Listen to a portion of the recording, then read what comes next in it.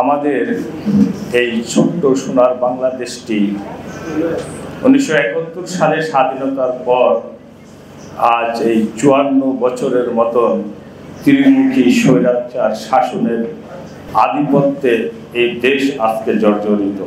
24-এর বিপ্লবী ছাত্রদের সমন্বয়ে যেই সংগ্রাম, সেই সংগ্রামে আমরা পূর্ণাঙ্গ একটি স্বাধীনতার রূপ বাংলাদেশের আকাশে দেখতে পেয়েছিলাম। কিন্তু দুঃখের বিষয় বলতে হয়, সেই সুশীল স্বাধীনতা আজকে আমাদের কাছ থেকে হাত ছাড়া হতে যাচ্ছে। আজ আমরা সেই 5ই আগস্টের পরে বাংলাদেশ 10টি দিন শান্তিতে চলছিল। সেই সময় সকল চাঁদাবাজ, অন্যায় যে জুলুম, সেগুলো বন্ধ ছিল। আর সেই চাঁদাবাজ, দুর্নীতি আবার মাথা নাড়াচাড়া দিয়ে আমাদের উপর, আমাদের ঘাড়ে এসে বসেছে। আজকে আমরা বিভিন্ন রাজনৈতিক দল নতুন আত্মপ্রকাশে আমরা এসেছি। কেন এসেছি? দেশকে ভালোবেসে, দেশকে শান্তিতে কল্যাণময় করার জন্য, জনগণের সুখে দুঃখে কাজ করার জন্য আমরা এসেছি। সেই স্বৈরাচারের প্রেতাত্মারা আজও বাংলাদেশে বিরাজ করছে।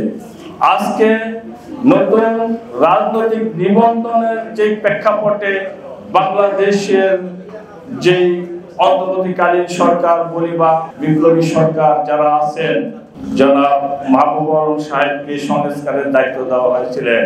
সংস্কারের বিভিন্ন রূপরেখা বিভিন্ন দল থেকে দেওয়া হয়েছিল, কিন্তু কোন রূপরেখাই বাস্তবায়িত হয়নি। সেই স্বৈরাচারের আমলাদের মধ্য দিয়ে, স্বৈরাচারের প্রেতাত্মাদের মধ্য দিয়ে আজকে বাংলাদেশে সেই পুরানো যেই নিবন্ধনী আইন, সেই আইন বাংলাদেশের সকল অনিবন্ধিত রাজনৈতিক দলের উপর চাপিয়ে দিয়েছেন। যে রাজনৈতিক দলগুলো নিবন্ধনে আসতে হলে কমপক্ষে 20 থেকে 30-40 কোটি টাকা, 40 লক্ষ টাকার মতো ব্যয় করতে হবে প্রতি মাসে। যারা দেশকে ভালোবাসবেন, দেশের জন্য কাজ করবে, তাদের আসলে এতগুলো টাকা ব্যয় করে একটি রাজনৈতিক দলের নিবন্ধন নেওয়া সম্ভব না।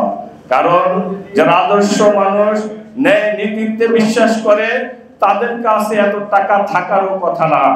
গত পরশু আমরা প্রধান নির্বাচন কমিশনের সাথে জনাব নাসিরউদ্দিন সাহেবের সাথে আমরা সাক্ষাৎ করেছিলাম। ওনাকে একটি প্রশ্ন করেছিলাম, আপনাদের যে সচিব বাংলাদেশে আছে, আপনাদের নির্বাচন অফিসের সচিবরা কত টাকা বেতন পান? তাদের ঘর ভাড়া, খাওয়া দাওয়া, সন্তানদের লেখাপড়া করার পরে যদি আপনারা রাজনীতিতে ফিরে আসেন, দেশকে ভালোবেসে দেশের জন্য কাজ করতে চান, তাহলে এই সচিব সাহেব কত টাকা রাজনৈতিক দল নিবন্ধনের জন্য ব্যয় করতে পারবেন? উনি উত্তর দিয়েছিলেন, যেই টাকা সচিবরা বেতন পায় তার সংসার, ছেলেদের লেখাপড়া এবং পারিপার্শ্বিক খরচে সমান সমান থাকারই কথা। দুঃখের বিষয় বলতে হয়, উনি যদি দেশকে ভালোবেসে দেশের কল্যাণের স্বার্থে জনগণের উপকার করার জন্য, জনগণের জন্য কাজ করার জন্য রাজনীতি করার চিন্তা করেন, সেই ক্ষেত্রে একটি দল নিবন্ধনের জন্য 30 থেকে 50 লক্ষ টাকা উনি কিভাবে ব্যয় করবেন? সেই সূত্র ধরে বোঝা যায়, তাহলে কি যারা নিবন্ধন পাবেন তারা কি আবার সেই স্বৈরাচারের দোষর?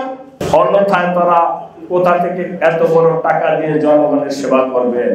আর জনগণের সেবায় যদি তারা নিবন্ধন করেন, এই টাকা তারা কিভাবে সংগ্রহ করবেন এবং তার যে ঘাটতি সেটা ফিল আপ করবেন?